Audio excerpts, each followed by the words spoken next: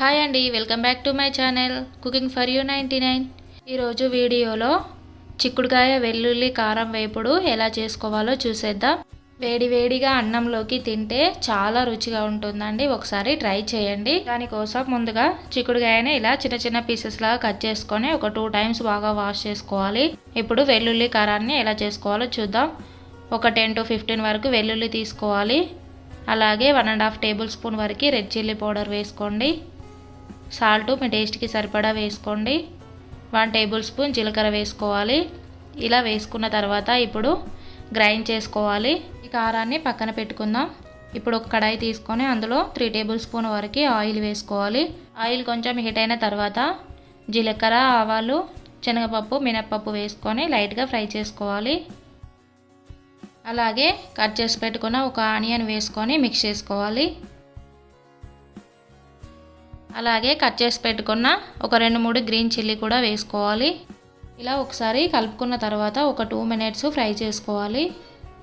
Onion సాఫ్ట్గా అయిన తర్వాత ఒక 1/2 టేబుల్ స్పూన్ పసుపు వేసుకొని మిక్స్ చేసుకోవాలి. ఇప్పుడు ఇందులో మనం ముందుగా క్లీన్ చేసి పెట్టుకున్న చిక్కుడుకాయను వేసుకోవాలి.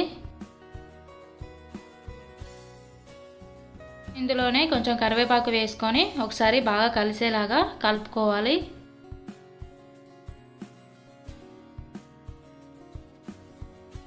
ఇలా కలుపుకున్న తర్వాత మూత పెట్టేసి లో ఫ్లేమ్లోనే ఒక 5 మినిట్స్ ఫ్రై చేసుకోవాలి.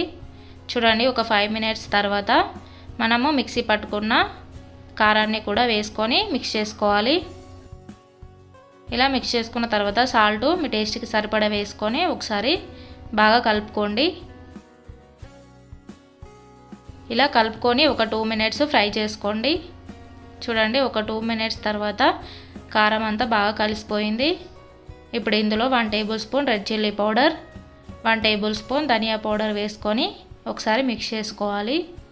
ఇలా మిక్స్ చేసుకొని ఒక 2 మినిట్స్ ఫ్రై చేసుకోవాలి. చూడండి, 2 మినిట్స్ తర్వాత చిక్కుడుకాయ వెల్లుల్లి కారం వేపుడు రెడీ.